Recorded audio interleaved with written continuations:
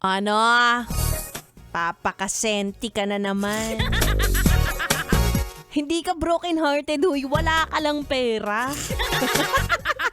Mga yes, pre na yung Beckets, we Ganda Wanda, kasama niyo pa rin dito sa 101.1 yes, FM. At talaga namang maraming affected sa kanta na yan dahil maraming nakaka-relate.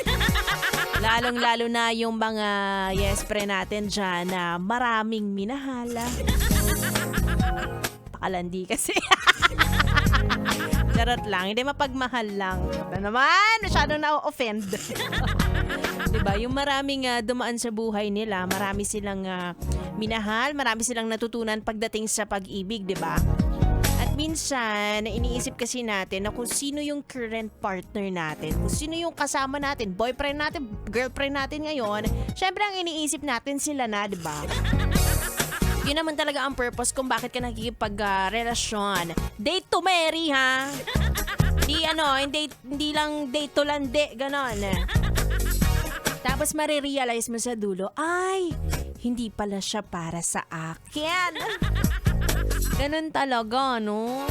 Paano mo malalaman kung siya ang para sa'yo or kung hindi siya ang para sa'yo, kung hindi kayo magkakatuluyan or hindi kayo magkukumit sa isa't isa, di ba? Paano nyo makikita yung dulo? Ganun lang yun. Kailangan mo mag-let go. Sabi nga nila, sign of maturity yan. Kapag na-realize mo na kaya natanggap mo na hindi lahat ng taong dumadaan sa buhay mo ay dapat magstay. Dumaan lang yan, be.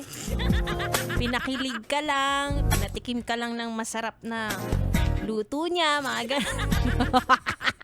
Diba? Pinaramdam lang sa'yo ang pagmamahal. O kaya naman pwede rin, no? Pinakita niya sa'yo ang hindi dapat hindi magandang trato, ganyan. Minsan kailangan mong ma-realize yun or ma-experience yun. Para sa susunod, ay, ayoko na ng ganitong trato. Gusto ko yung ganito. Ayan. Meron ka ng comparison. Diba?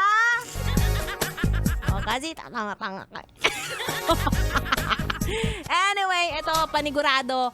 Itong tao na to ay hindi lang dadaan sa buhay ko. Dahil pipilitin ko na magstay siya. Makakasama ko na ang bibi nyo on air, bibi ko naman off air. B-boy! Bibo, tuloy-tuloy ang ating tugtugan. Dito lang sa stasyong number 2! Napakataas. Sa Metro and Mega Manila, 101.1.